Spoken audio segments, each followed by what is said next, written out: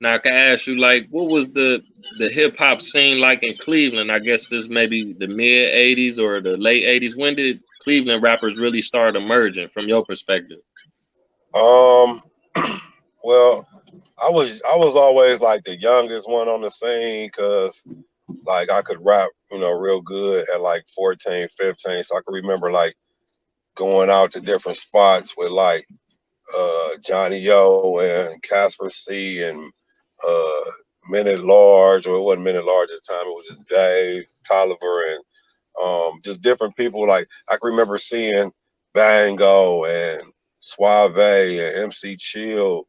MC Chill being the first with a national deal was real influential, and so was Wow. Suave, and so was Bango. And then like being the youngest kid, like it was sweet because like they all kind of big brother me until like we would be in rap battles, and like I'll be taking like a grown man head off, and to the point they want to fight, and then it'll just be like, hey, I'm only 14, like, but I was Right. a big kid, what I'm saying. So at the Right. same time, I'll be taking their head off like a grown man, but then it'll be like, I'm only 14, guy, chill out. But being on the scene with them back then and having, everybody kind of take me under their wing, it was sweet. And it's like a blessing to have been around from like three generations of hip hop and able to sustain and actually sell records for three generations. It was like truly a blessing. Okay. Okay.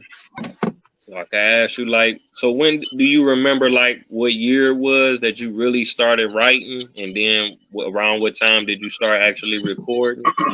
Um, it was at Glenville. I remember I actually started out breakdancing, and I was actually a DJ first. And we had a show, and one of the rappers had got sick or whatever. I can't even honestly remember what it was, but I was waiting on this opportunity forever because I had one rap, and in the whole rap, I just was talking about I'm chilling here, chilling there, chilling in my underwear. Just the whole rap was just about chilling, and which Right. that's how my name came about because a guy named Hasi was like, "Well, since you talking about chilling everywhere, and your name Chris with a K, just make it K Chill." And I was like, "All right, that sound cool," but like. Right. And then, I thought about, I say this all the time, like I thought about MC Chill at the time, like, well, that's kind of like, but then it was like I said, it was like almost like paying homage to Chill, you know what I'm saying? So, like, I just went on and roll with it. But, yeah, like, when I first, got to actually in the studio, I had a group of 5 friends that just put their money together to put me in the studio.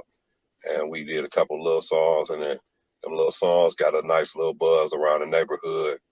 And then from there, I was playing football for Glenville, and I used to always be late for practice or missing practice or something. And Coach Hub was like, rapper, you want to be? They used to call me rapper. Or he used to call me rapper.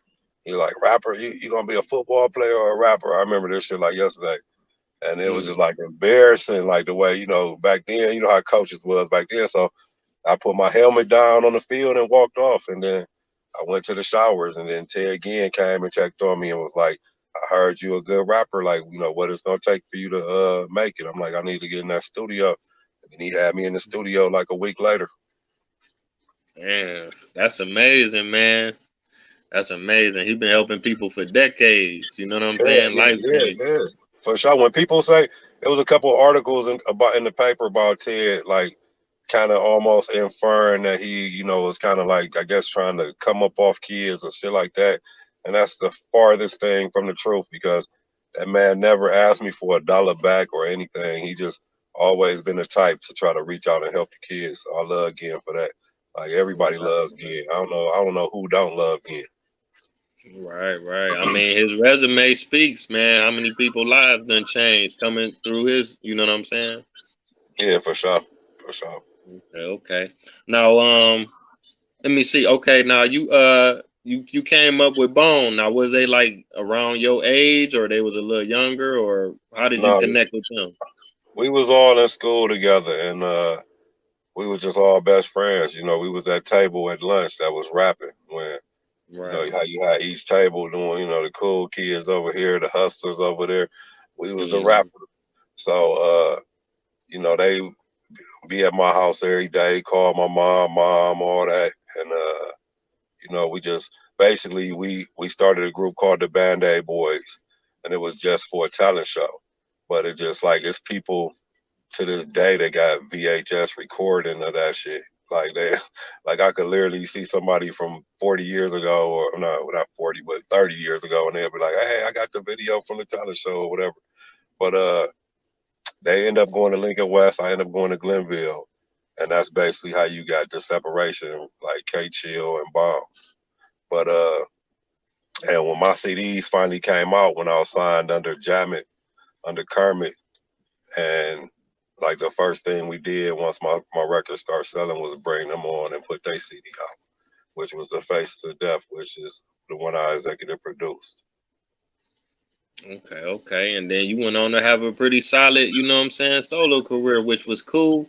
Now, can I ask you, I guess like in the 90s, it was a lot of controversy about their style. You know, I guess maybe they wasn't the first people to rap fast or the first people to sing on a song, but putting it together and blending it, they brought something to hip hop that a lot of people never heard before and they wanted to work with them, but it caused a lot of beef. So by you being somebody that kind of grew up with them and knew them since junior high, did you see the progression in their style, or did you feel like it changed once they went to LA? Um, I mean, we all would rap fast. Like I would like some people would say like they style is like a mixture of like mines and Busy's, which Mm-hmm. the part from me was influenced by like MC Ren from NWA because he would do the same thing, like chop a couple bars up real fast and then get back Mm-hmm. into his slow flow. But I would definitely say like the album that I produced, uh, Faces of Death, they were just more just rapping fast the whole way. When they went to LA and hooked up with DJ Unique, I think DJ Unique pushed that.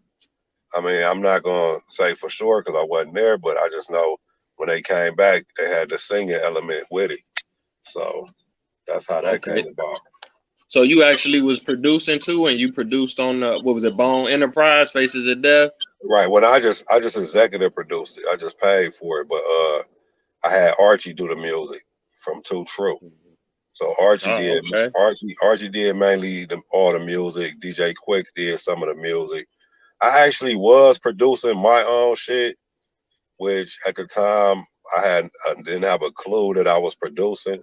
So like I was on some Kanye shit before Kanye, but I just never Mm-hmm. knew.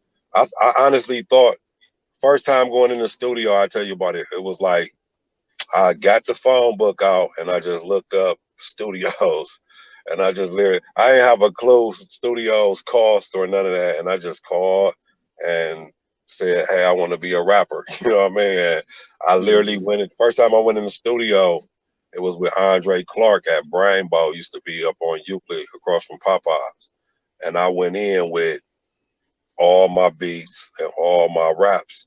Like I just tell the engineer I wanted to sound like this, and I just hum it out or beatbox it out or whatever. And I didn't really have a clue that that was producing. You know what I mean? But like Mm-hmm. I produced a lot of my early songs. Like so, yeah, I was producing too, but on Bone I just executive produced But man, just executive produce, that's major. You know what I'm saying? That's more than enough. You know what I'm saying? Because that CD is, highly sought after. In comparison to like a lot of underground CDs. Because Bone got like a cult following, so you it. Oh yeah, no contributed doubt. I to didn't have something people. I, huge. I didn't have people come to my house from Japan to try to get the masters from me. Like, so I Man, know, like, it's crazy. Like, I literally, you know, I mean, the fan club hit me up right now on my Facebook. I probably got no less than like 10,000 friend requests from Bomb fans, and I'm already at 5,000. So I really can't do shit about it. So follow me on the gram, y'all. right, man, and be on the lookout for your book that's coming out. That's 10,000 books right there. You Yeah, feel me? right, right. Let's do it. Yeah, yeah, all day, man.